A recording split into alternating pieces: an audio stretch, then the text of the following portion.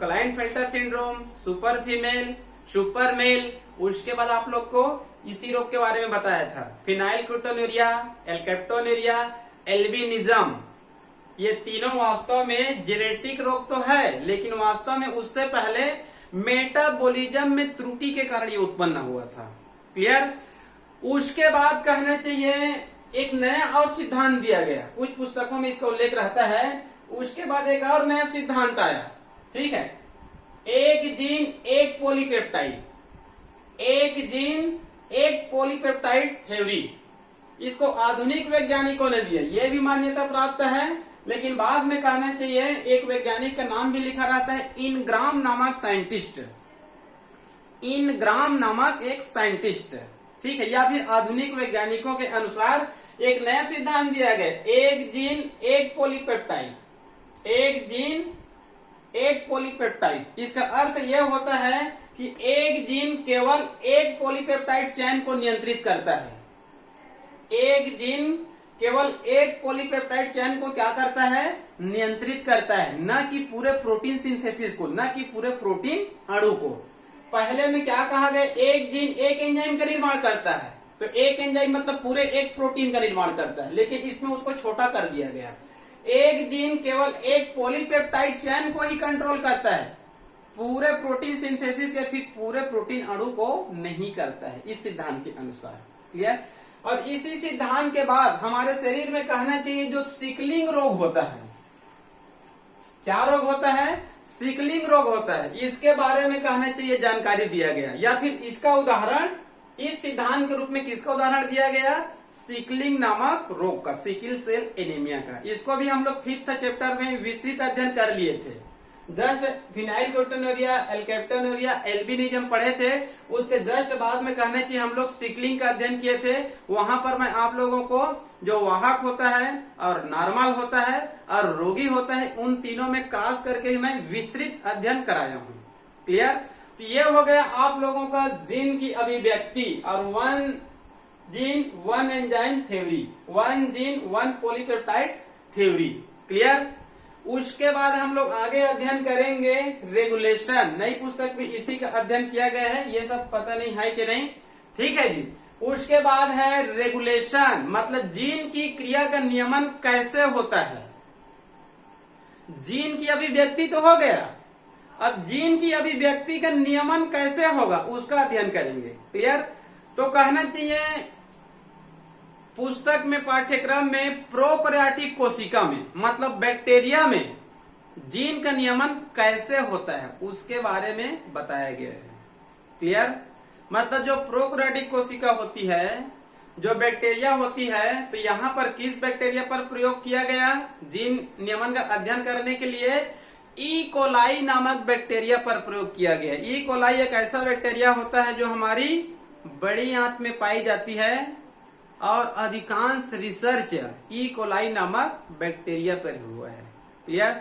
चाहे आप DNA replication का अध्ययन कीजिए तो कानबर्ग नामक साइंटिस्ट ने ई कोलाई नामक बैक्टीरिया पर ही प्रयोग किया है।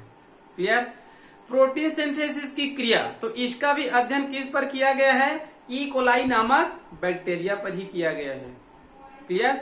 यहाँ पर जीन की क्रिया का नियमन, तो ये प्रयोग भी किस पर किया गया है, ई कोलाई नामक बैक्टीरिया पर ही किया गया है। और ई कोलाई नामक बैक्टीरिया पर क्रिया करने के बाद वैज्ञानिकों ने यह बताया कि इस बैक्टीरिया में, इस प्रोकैरियोटिक कोशिका में जीन का नियमन 2 प्रकार से होता है।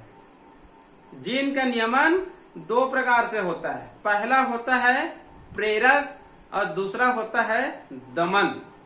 पहला होता है प्रेरक, मतलब प्रेरित करना, इंडक्शन, और दूसरा होता है दमन, मतलब उसको दमन करना, मतलब दबा देना, रिप्रेशन। ठीक है जी। जीन नियमन 2 प्रकार से होगा, एक है इंडक्शन और दूसरा है रिप्रेशन। एक है प्रेरित करना और एक है दमन करना।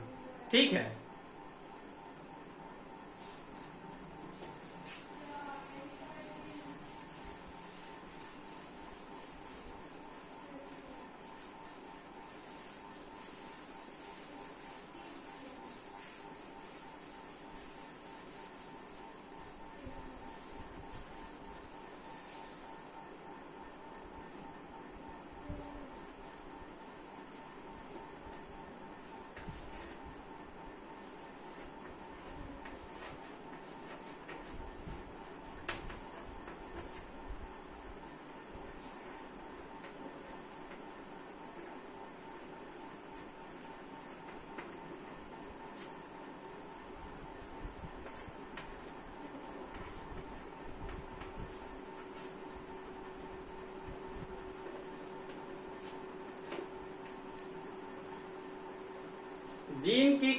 नियमन दो विधि से होगा।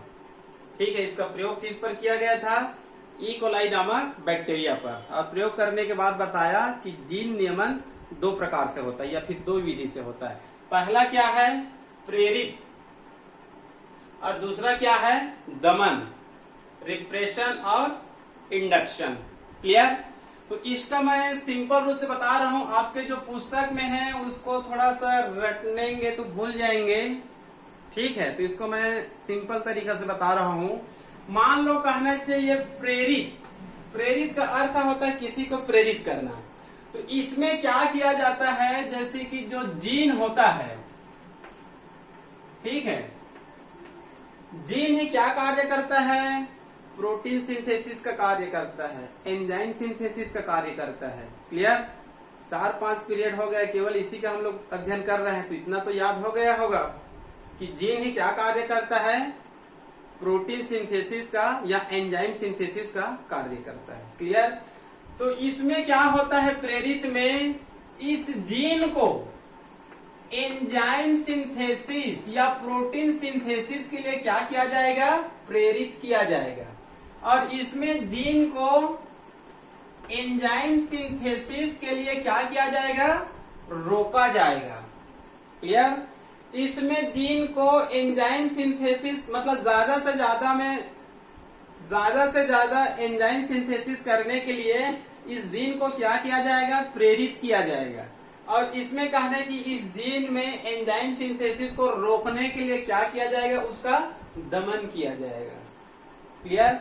तो इसमें कहना चाहिए कुछ पदार्थ होते हैं, इसमें कहना चाहिए मान लो कुछ पदार्थ है जो इसको क्या करेगा? प्रेरित करेगा। उस पदार्थ को हम लोग क्या बोलेंगे? प्रेरक कहेंगे। इसमें कुछ पदार्थ पाए जाएंगे जो इसको क्या करेगा? प्रेरित करेगा। उस पदार्थ को क्या बोलेंगे? प्रेरक। ठीक है, इसमें भी कहना चाहिए कुछ पदार्थ होते हैं जो इसको क्या करते हैं? दमन करने का कार्य करते हैं। तो इस पदार्थ को कहा जाता है दमनक, रिप्रेसर। ठीक है जी, दबाने का कार्य करता है उस पदार्थ को दमनक या फिर रिप्रेसर, और इसमें इंड्यूस्ड या फिर प्रेरक। क्लियर? इसके बाद कहना चाहिए एक उदाहरण लेते हैं, जैसे कि मान लो कहना चाहिए ई कोलाई नामक बैक्टीरिया है। ई कोलाई नामक बैक्टीरिया है, इनके शरीर में एक एंजाइम पाई जाती है। एंजाइम का नाम होता है beta galactosidase enzyme.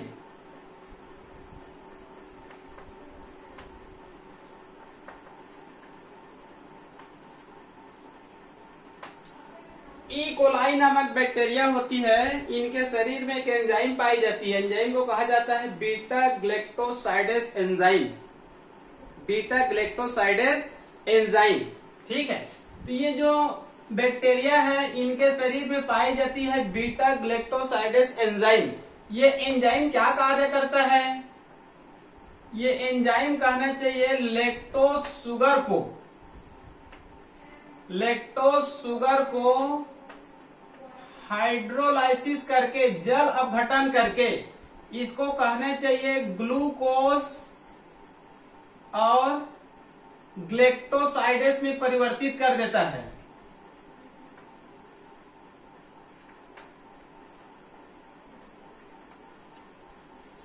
E coli नामक बैक्टीरिया है, उनके शरीर में क्या पाई जाती है? बीटा ग्लैक्टोसाइडेस एंजाइम पाई जाती है, जो लैक्टोज शुगर को, कार्बोहाइड्रेट है, लैक्टोज शुगर को हाइड्रोलाइसिस करके, जल अपघटन करके किसमें परिवर्तित कर देती है? ग्लूकोज को अलग और ग्लैक्टोसाइडेस को अलग कर देती है। ठीक है, मतलब ये हमेशा इसमें होती रहती है। ये बैक्टीरिया है, इसमें ये पाए जाएंगे, और ये लैक्टोज शर्करा को इस प्रकार से क्या कर सकती है? परिवर्तित कर सकती है। क्लियर? अब मान लो कहना चाहिए इस ई कोलाई का मान लो कहना चाहिए हम लोग कल्चर मीडिया में कल्चर करते हैं। ये क्या है? ये कल्चर मीडिया है।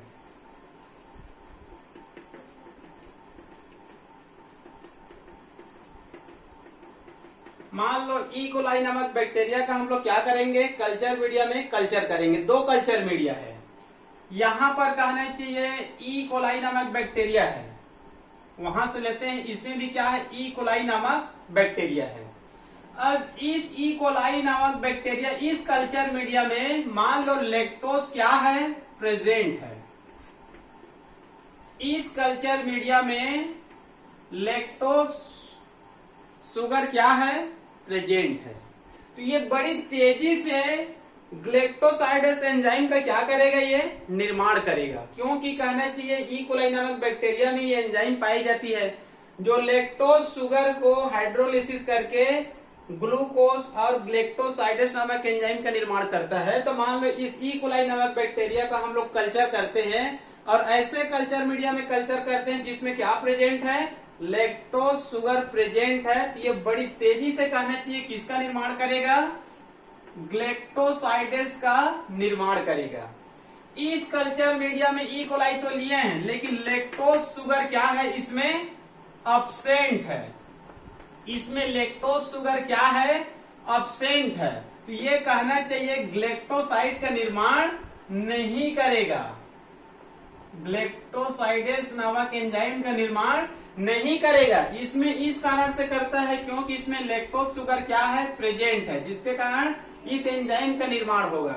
इस कल्चर मीडिया में वही ई कोलाई नामक बैक्टीरिया है, लेकिन इसमें लैक्टोज शुगर नहीं है, तो ग्लैक्टोसाइडेस का निर्माण नहीं होगा। क्लियर। लेकिन मान लो कहना चाहिए इसमें हम लोग लैक्टोज को मिला देते हैं, इसमें हम लोग लैक्टोज शुगर को क्या कर देते हैं, मिला देते हैं। तो इसमें भी कहना चाहिए ग्लैक्टोसाइडेस का क्या होने लग जाएगा, निर्माण प्रारंभ होने लग जाएगा। ये मान लो ये नहीं था तो इसका निर्माण नहीं हो रहा था एंजाइम का, इसको हम लोग मिला दिए तो इसका क्या होने लगता है, निर्माण होने लगता है। इससे ये सिद्ध होता है कि ये जो ग्लैक्टोसाइडेस नामक एंजाइम है, ये एंजाइम क्या है, प्रेरित एंजाइम है। इस एंजाइम को क्या बोलेंगे हम लोग, प्रेरित एंजाइम, और इस तंत्र को बोलेंगे प्रेरित तंत्र। तो ये पहला है जिसमें प्रेरित होता है। क्लियर। प्रेरित का अर्थ होता है इसमें इस जीन को एंजाइम सिंथेसिस, प्रोटीन सिंथेसिस करने के लिए क्या किया जाएगा, प्रेरित किया जाएगा। और वे पदार्थ जो प्रेरित करेगा उसको हम लोग क्या बोलेंगे, प्रेरक कहेंगे। ठीक है। तो इसका उदाहरण लेते हैं, ई कोलाई नामक बैक्टीरिया है, इसमें ये एंजाइम पाई जाती है जो लैक्टोज शुगर को ग्लैक्टोसाइडेस नामक एंजाइम में क्या करता है, परिवर्तित करता है। तो यहाँ पर ई कोलाई नामक बैक्टीरिया को हम लोग प्रयोग करते हैं, दो कल्चर मीडिया लेते हैं, एक में लैक्टोज शुगर प्रेजेंट, तो ये एंजाइम का निर्माण होगा ग्लैक्टोसाइडेस, और इसमें मान लो पहली नहीं है तो इसका निर्माण नहीं होगा। लेकिन इसको मिला देते हैं तो इसमें बड़ी तेजी से कहना चाहिए ग्लैक्टोसाइडेस नामक एंजाइम का निर्माण होने लगता है। तो ऐसे एंजाइम को क्या बोलेंगे, प्रेरित एंजाइम, और इस तंत्र को प्रेरित तंत्र। ठीक है। ये पहला विधि है जीन नियमन का पहला प्रकार। उसके बाद दूसरा है रिप्रेशन, मतलब दमन, मतलब उसको दबाना। ठीक है। तो इसका कुछ अर्थ तो आप लोग को मैं बता दिया हूं। इसमें जीन को क्या किया जाता है, एंजाइम सिंथेसिस, प्रोटीन सिंथेसिस के लिए रोका जाता है, निरुद्ध किया जाता है, उसका दमन किया जाता है। और ऐसे पदार्थ जो इसको दमन करता है उस पदार्थ को क्या बोलेंगे, दमनक बोल सकते हैं, रिप्रेसर बोल सकते हैं। क्लियर। उदाहरण के तौर पर यहां पर जैसे कि एक कल्चर मीडिया लेते हैं, उदाहरण के तौर पर एक कहने के हम लोग क्या लेते हैं, कल्चर मीडिया लेते हैं। ये मान लो कहना चाहिए कल्चर मीडिया है। ठीक है। इस कल्चर मीडिया में एक उदाहरण के तौर पर ई कोलाई नामक बैक्टीरिया को तो लिए थे, मान लो उदाहरण के तौर पर कहना चाहिए इसमें हम लोग हिस्टिडीन नामक अमीनो एसिड को मिला देते हैं। ये रोकने वाला पदार्थ है, यही दमनक है, रिप्रेसर है। मान लो कहना चाहिए कल्चर मीडिया में हिस्टिडीन नामक अमीनो एसिड को मिला देते हैं, तो हिस्टिडीन का निर्माण करने वाली जो एंजाइम होती है उसका उत्पादन कम होने लगता है। हिस्टिडीन एक दमनक पदार्थ है, रिप्रेसर है। मान लो कल्चर मीडिया में हम लोग हिस्टिडीन नामक अमीनो एसिड को क्या कर देते हैं, मिला देते हैं। तो हिस्टिडीन पदार्थ का संश्लेषण करने वाले जो एंजाइम होती है, उस एंजाइम का उत्पादन क्या होने लगती है, कम होने लगती है, क्योंकि ये रोकने का कार्य करती है। क्लियर? तो इस एंजाइम को हम लोग क्या बोलेंगे, दमनशील एंजाइम, और इसमें बोले थे प्रेरित एंजाइम, और इसमें क्या बोलेंगे, दमनशील एंजाइम, और इस तंत्र को दमनशील तंत्र कहेंगे। और मान लो कहना है कि इस क्रिया के बाद ये जीन वास्तव में अपनी जीन अभिव्यक्ति नहीं करता है, मतलब हिस्टिडीन मिला देते हैं तो हिस्टिडीन का निर्माण करने वाले एंजाइम की मात्रा तो कम हो गया, तो ऐसे एंजाइम को क्या बोल दिए, दमनशील एंजाइम। मान लो दमन होने के बाद ही जो जीन होता है एंजाइम सिंथेसिस नहीं कर पाता है या जीन एक्सप्रेशन नहीं कर पाता है, मतलब अपनी अभिव्यक्ति मान लो नहीं कर पाता है, तब इस जीन को क्या कहा जाता है, रिप्रेस्ड जीन कहा जाता है। मतलब दमन होने के बाद मान लो ये जीन दब गया, एंजाइम सिंथेसिस नहीं कर पा रहा है, तब इस जीन को क्या कहा जाता है, रिप्रेस्ड जीन। और ये रिप्रेस्ड जीन मान लो आगे चलकर प्रोटीन सिंथेसिस कर लेता है, आगे चलकर मान लो कहना चाहिए ये क्रियाशील हो गया या एंजाइम सिंथेसिस मान लो कर लिया, तब इसको कहा जाता है D repressed gene. D repressed gene नहीं कर पा रहा है तब रिप्रेस्ड जीन। यदि पुनः सक्रिय हो गया और एंजाइम सिंथेसिस कर लेता है तब इसको हम लोग क्या बोलेंगे, डी रिप्रेस्ड जीन कहेंगे। तो इस प्रकार से जीन की क्रिया का नियमन दो विधि से होता है, एक होता है इंडक्शन मतलब प्रेरित, और दूसरा होता है रिप्रेशन मतलब दमन। क्लियर? यह हो गया आप लोगों का जीन एक्सप्रेशन एंड रेगुलेशन। ठीक है जी। उसके बाद हम लोग आगे अध्ययन करेंगे operon model. Operon model. Clear?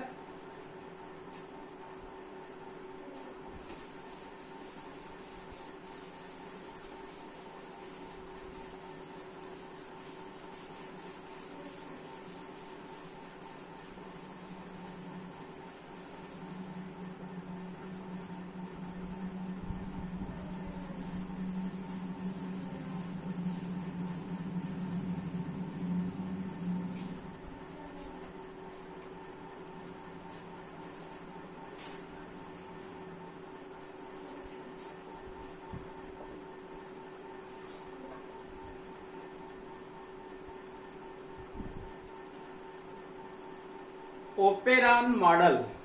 ठीक है, ये वास्तव में ओपेरॉन है क्या चीज, ये भी जीन नियमन से ही रिलेटेड है। ये भी जीन के क्रिया का नियमन कैसे होता है उसी से रिलेटेड है। क्लियर? तो कहना चाहिए दो वैज्ञानिक हैं, दो वैज्ञानिक का नाम याद रख लेंगे, प्रसिद्ध वैज्ञानिक है जेकब और मोनेड। जेकब और वास्तव में मोनोड, यहाँ पर लिखा हूं शायद जेकब और मोनोड। ठीक है, ओपेरॉन मॉडल, इसको लेक ओपेरॉन कॉन्सेप्ट भी कहा जाता है, लेक ओपेरॉन का संकल्पना भी कहा जाता है, ओपेरॉन मॉडल। तो ओपेरॉन मॉडल किसने दिया था, जेकब और मोनोड नामक साइंटिस्ट ने दिया था। जेकब और मोनोड नामक साइंटिस्ट ने दिया था, और कब दिया था, 1961 में। 1961 में। यदि आप नीट दिलाना चाहते हैं तो सन को भी याद रखना पड़ेगा, क्योंकि कई बार जो मैचिंग का क्वेश्चन दिया जाता है, एक तरफ वैज्ञानिक का नाम रहता है खोज सहित और एक तरफ सत्र को लिख दिया जाता है, सन को लिख दिया जाता है। ठीक है, कई बार तो कहना चाहिए आगे पीछे दे दिया जाता है, उसको आपको सन के अनुसार जमाना होता है, पहले जो आया उसको पहले, उसके बाद दूसरे, फिर तीसरे। क्लियर? एक बार यही क्वेश्चन आया था, कुछ वैज्ञानिक का नाम लिख दिए थे और उसको कहना चाहिए सत्र के अनुसार, सन के अनुसार उसको बढ़ते क्रमांक में जमाना था। ठीक है, तो उसमें ग्रिफिथ का नाम भी था। 1928 ट्रांसफॉर्मेशन, और उसमें हर्शे एवं चेज का प्रयोग भी था 1952। वाटसन एवं क्रिक का मॉडल भी था 1953। जेकब और मोनोड भी था 1961। Doctor Hargobind Singh Khurana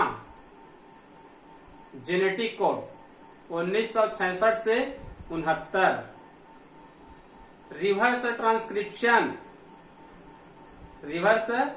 transcription 1975। Nucleosome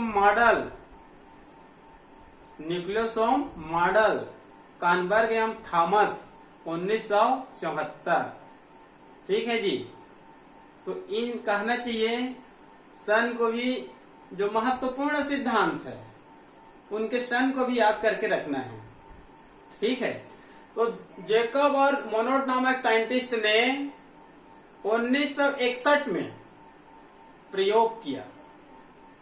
ठीक है, एक बार यह पूछा गया था कि जेकब और मोनोड नामक साइंटिस्ट किस संस्था से रिलेटेड है, किस इंस्टीट्यूट से रिलेटेड है।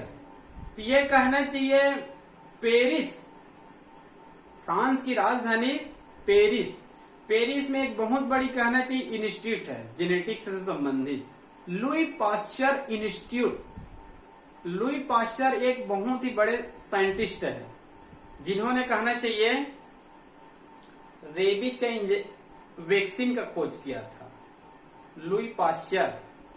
ठीक है, एडवर्ड जेनर नामक साइंटिस्ट ने तो चेचक का वैक्सीन खोजा था, और एडवर्ड जेनर को ही फादर ऑफ इम्यूनोलॉजी कहा जाता है, क्योंकि कहना चाहिए 1796 में